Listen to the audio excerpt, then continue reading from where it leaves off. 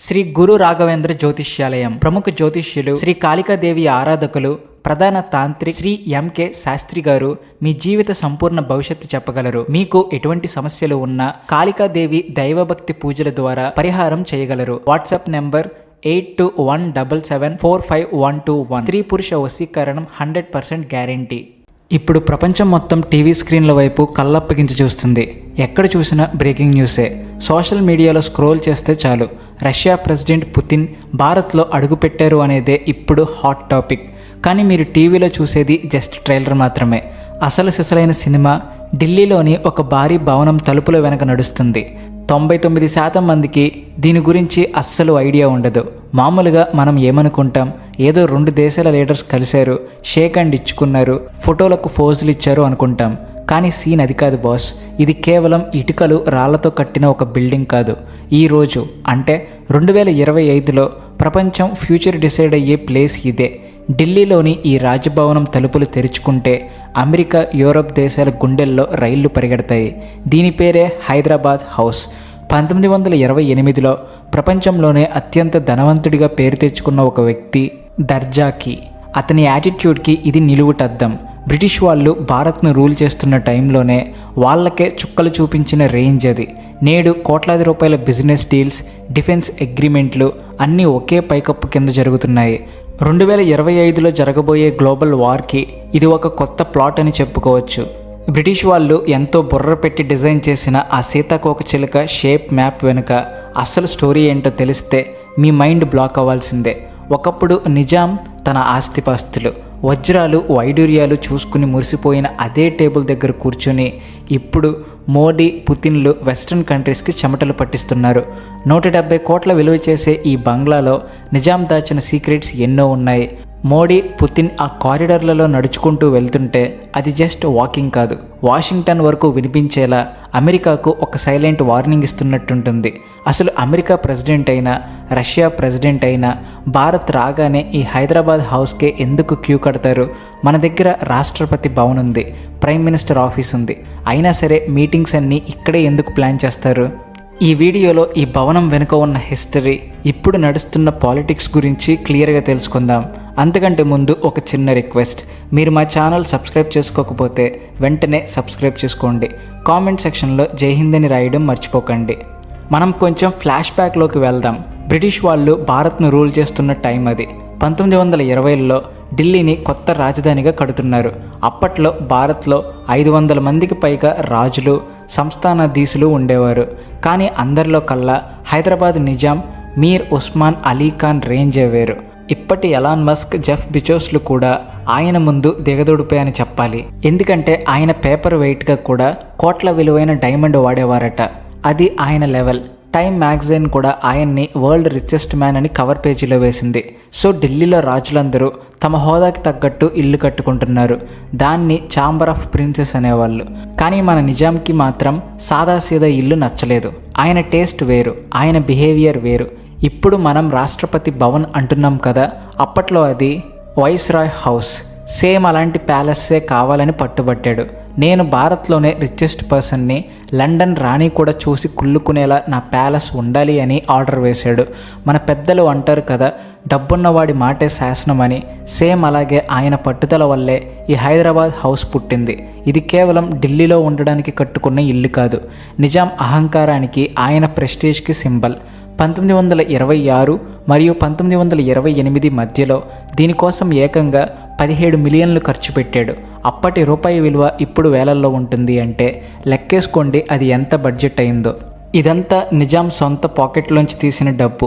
Delhi British వాళ్ళదే అయినా పెత్తనం మాత్రం నాదే అని చూపించుకోవాలనుకున్నాడు. ఇక దీని డిజైన్ గురించి మాట్లాడితే మైండ్ బ్లాక్ అవ్వాల్సిందే.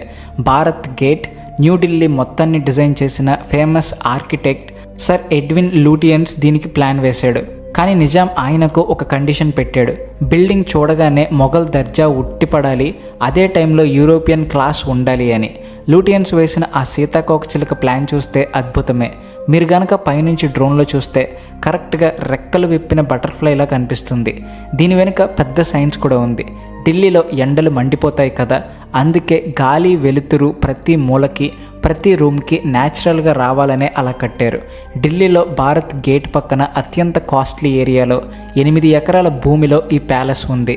బయట నుండి చూస్తే పెద్ద పెద్ద మొఘల్ గోపురాలు, యూరోపియన్ స్టైల్ స్తంభాలతో అదిరిపోతుంది. ఇది చూస్తే పైకి పటారం లోన లొటారం అనే సామెత అస్సలు సెట్ అవ్వదు. ఎందుకంటే బయట ఎంత గ్రాండ్గా ఉందో లోపల సీన్ వేరే లెవెల్లో ఉంటుంది.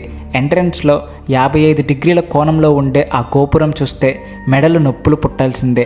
లోపల షాండ్లియర్స్, ఫ్లోరింగ్ డిజైన్స్ ఎప్పటికీ కొత్తగా మెరుస్తూనే ఉంటాయి. కింద వేసిన కార్పెట్ స్పెషల్గా పర్షియా అంటే ఇరాన్ నుంచి తెప్పించారు. గోడల మీద పెయింటింగ్స్ యూరోపియన్ ఆర్టిస్టులతో వేయించారు. ఇందులో ఆడవాళ్ళ కోసం జనానా అనే సపరేట్ సెక్షన్ కూడా ఉండేదట. అక్కడ పరదా పద్ధతి చాలా స్ట్రిక్ట్గా ఫాలో అయ్యేవారు. ఈ గోడలని చూస్తూ పుతిన్ కూడా భారత్ చరిత్ర ఎంత గొప్పదో, మన రాజుల లైఫ్ స్టైల్ ఎలా ఉండేదో అని ఆలోచించకుండా ఉండలేడు. ఇక ఇందులో ఉన్న 36 గదులు ఒక్కొక్కటి ఒక్కో మ్యూజియంలో ఉంటాయి. కానీ అసలు హైలైట్ ఏంటి అంటే డైనింగ్ హాల్. మోడీ పుతిన్ కలిసి లంచ్ చేసేది ఇక్కడే. ఆ డైనింగ్ టేబుల్ ఎంత పెద్దదంటే ఒకేసారి 100 మంది కూర్చుని తినొచ్చు. అక్కడ కూర్చుని వాళ్ళు తినడమే కాదు, ప్రపంచ పటంలో గీతలు కూడా గీస్తారు, బార్డర్స్ మారుస్తారు. ఇక్కడ ఒక విచిత్రం ఏంటంటే అందనంత ఎత్తుకి ఎదిగి అందని ద్రాక్షలా మిగిలిపోయింది అన్నట్టు. ఇంత ఖర్చు పెట్టి కట్టించుకున్న నిజాం ఇందులో ఎక్కువ కాలం ఉండలేకపోయాడు. 1928లో పూర్తయింది. అప్పుడప్పుడు ఢిల్లీ వచ్చినప్పుడు ఉంటూ పార్టీలు చేసుకునేవాడు. కానీ 1947లో సీన్ మొత్తం రివర్స్ అయింది. బ్రిటిష్ వాళ్ళు వెళ్ళిపోయారు. భారత్కి ఇండిపెండెన్స్ వచ్చింది. కానీ నిజాం మాత్రం నేను భారత్లో కలవను, హైదరాబాద్ సపరేట్ దేశం కావాలి అని మారం చేశాడు. మన ఉక్కు మనిషి సర్దార్ వల్లభాయ్ పటేల్ ఊరుకుంటారా? ఆశకు హద్దు ఉండాలి, ఆవేశానికి అడ్డు ఉండాలి అని చెప్పి ఆపరేషన్ పోలో స్టార్ట్ చేసి నిజాంని దారికి తెచ్చారు. హైదరాబాద్ భారత్లో కలిసింది. దాంతోపాటే నిజాంకి ఎంతో ఇష్టమైన ఢిల్లీలోని ఈ హైదరాబాద్ హౌస్ కూడా ఇండియన్ గవర్నమెంట్ చేతిలోకి వచ్చింది. అలా ఢిల్లీలో ఒక సపరేట్ కింగ్డమ్ పెట్టుకోవాలన్న నిజాం కళ చెదిరిపోయింది. ఒకప్పుడు నిజాం సైనికులు కాపలా కాస్తే ఇప్పుడు మన ఎస్పీజీ, ఎన్ఎస్జీ కమాండోలు దీన్ని డేగ కళ్ళతో కాపలా కాస్తున్నారు. ఈ బిల్డింగ్ స్టోరీ వింటే అర్థమయ్యేది ఏంటంటే ఎంతటి రాజులైనా డెమోక్రసీ ముందు తల వంచాల్సిందే. ఆ తర్వాత కొన్నాళ్ళు దీన్ని ఖాళీగా వదిలేశారు. కానీ తర్వాత గవర్నమెంట్ దీన్ని హైదరాబాద్ హౌస్గా నామకరణం చేసి భారత్ స్టేట్ గెస్ట్ హౌస్గా మార్చేశారు. అంటే కేవలం విఐపీలు, ఫారిన్ ప్రెసిడెంట్స్ మాత్రమే లోపలికి వస్తారు, సామాన్యులకు నో ఎంట్రీ. ఇప్పుడు 2025 విషయానికి వస్తే మోడీ గారు ట్రంప్ వచ్చినా, పుతిన్ వచ్చినా, ఫ్రెంచ్ ప్రెసిడెంట్ వచ్చినా ఇక్కడికే ఎందుకు తీసుకొస్తారో తెలుసా? దీని వెనుక చాలా పెద్ద రీజన్స్ ఉన్నాయి. ఫస్ట్ పాయింట్ సెక్యూరిటీ మరియు ప్రైవసీ. ఇది ఒక కోట లాంటిది. చుట్టూ భారీ గోడలు, చెట్లు ఉంటాయి. పక్షి కూడా లోపలికి రాలేదు. గూఢచారులు, కెమెరాలు ఇవేమీ పనిచేయవు. 2 దేశాల లీడర్స్ కలిసినప్పుడు ప్రపంచానికి తెలియకూడని ఎన్నో సీక్రెట్స్ మాట్లాడుకుంటారు. వాళ్ళు ఆయుధాల డీల్స్ గురించి మాట్లాడుకోవచ్చు, మ్యాప్స్ డిస్కస్ చేయొచ్చు, లేదా యుద్ధ తంత్రాలు ప్లాన్ చేయొచ్చు. వాటన్నిటికీ ఇదే సేఫ్ ప్లేస్. రెండో రీజన్ ఏంటంటే అట్మాస్ఫియర్. రాష్ట్రపతి భవన్లో అయితే రూల్స్ ఎక్కువ, ప్రోటోకాల్స్ ఎక్కువ ఉంటాయి. ప్రతి దానికి ఒక పద్ధతి ఉంటుంది. కానీ హైదరాబాద్ హౌస్లో అలా కాదు. ఒక ఫ్రెండ్ ఇంటికి వచ్చిన ఫీలింగ్ ఉంటుంది. ఇక్కడైతే ప్రశాంతంగా కోట్ విప్పేసి మరీ మనసు విప్పి మాట్లాడుకోవచ్చు. ఇక్కడ ఉండే గార్డెన్స్, ఫౌంటైన్స్ చూస్తే ఎలాంటి సీరియస్ మ్యాటర్ అయినా కూల్గా డీల్ చేయొచ్చు అనిపిస్తుంది. మూడో రీజన్ ఏంటంటే ఇది మన భారత్ గొప్పతనాన్ని, మన కల్చర్ని, మన హిస్టరీని వాళ్ళకి చూపిస్తుంది. బ్రిటిష్ వాళ్ళకి మనం ఏమాత్రం తక్కువ కాదని చెప్పకనే చెబుతుంది. పుతిన్, మోదీ కలిసి భోజనం చేసినప్పుడు వడ్డించే వంటకాలు కూడా దౌత్యంలో భాగమే. మన హైదరాబాద్ బిర్యానీ దగ్గర నుంచి నార్త్ ఇండియన్ కబాబ్స్ వరకు అన్నీ వడ్డిస్తారు. మాట కలవాలంటే ముందు మనసు కలవాలి, మనసు కలవాలంటే కడుపు నిండాలి అంటారు కదా. అందుకే ఈ లంచ్ మీటింగ్స్కి అంత ఇంపార్టెన్స్ ఇస్తారు. డిసెంబర్ 2025లో పుతిన్ ఇక్కడికి రావడం మామూలు విషయం కాదు. రష్యా, యుక్రెయిన్ గొడవలు, వెస్ట్రన్ కంట్రీస్ ఆంక్షలు పీక్స్లో ఉన్న టైంలోనే భారత్ పుతిన్కి ఇంత గ్రాండ్ వెల్కమ్ చెప్పడం, అది కూడా ఇంత హిస్టారికల్ ప్లేస్లో మీటింగ్ పెట్టడం అమెరికా, యూరోప్లకి గట్టి షాక్ అనే చెప్పాలి. మోదీ, పుతిన్ ఆ మెట్ల మీద షేక్ హ్యాండ్ ఇస్తున్న photo Washington post, New York times పేపర్లలో ఫ్రంట్ పేజీలో వచ్చింది. ఆ ఫోటో చూసి చాలామందికి కడుపు మండి ఉంటుంది. కానీ భారత్ మెసేజ్ క్లియర్గా ఉంది. కుక్కలు మురిగిన ఏనుగు నడక ఆపదు అన్నట్టు ఎంత ప్రెషర్ ఉన్నా సరే భారత్ తన పాత ఫ్రెండ్స్ని వదులుకోదు అని ఆ ఫోటో గట్టిగా అరిచి చెప్పింది. ఎస్ 400 డీల్స్ అయినా, ఫ్యూచర్ హైపర్సోనిక్ టెక్నాలజీ అయినా అన్నీ ఈ పైకప్పు కింద ఓకే అయినవే. పక్కనే ఉన్న చైనా కూడా ఈ మీటింగ్ చూసి ఖచ్చితంగా టెన్షన్ పడుతూనే ఉంటుంది. శత్రువుకి శత్రువు మిత్రుడు అనే పాలిటిక్స్ ఇక్కడ వర్కౌట్ అవుతున్నాయి. ఆసియాలో పవర్ ఎవరి చేతిలో ఉందో దానికి క్లారిటీ వచ్చేసింది. పాకిస్తాన్ గురించి అయితే అస్సలు మాట్లాడుకోవడం వేస్ట్. వాళ్ళ సిచ్యువేషన్ ఇప్పుడు అత్త సొమ్ము అల్లుడు దానం చేసినట్టుంది. వాళ్ళ దగ్గర ఏమీ లేదు, కానీ పక్కోడి గురించి మాత్రం తెగ ఆరా తీస్తుంటారు. ఢిల్లీ ఇప్పుడు గ్లోబల్ పవర్ సెంటర్గా మారిందని చెప్పడానికి ఇదే నిదర్శనం. ఈ బిల్డింగ్ మెయింటెనెన్స్ కూడా మామూలుగా ఉండదు. ఇక్కడ గార్డెన్లో పూలు సీజన్ బట్టి మారుస్తూ ఉంటారు. ఒక్క ఎండు ఆకు కూడా కనిపించదు. కిచెన్ అయితే 5 స్టార్ హోటల్కి ఏమాత్రం తగ్గదు. వరల్డ్ బెస్ట్ చెఫ్లు ఇక్కడ పనిచేస్తారు.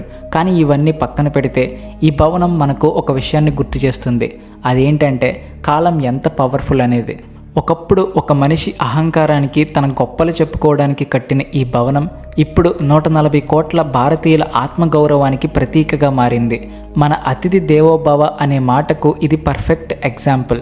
పుతిన్ ఇక్కడ నుంచి వెళ్ళేటప్పుడు కేవలం అగ్రిమెంట్ పేపర్లు మాత్రమే కాదు, భారత్ స్నేహాన్ని, ఇక్కడి ఆతిథ్యాన్ని కూడా తీసుకెళ్తారు. ఈ పర్సనల్ టచ్ వల్లే ఇంటర్నేషనల్ రిలేషన్స్ స్ట్రాంగ్ అవుతాయి.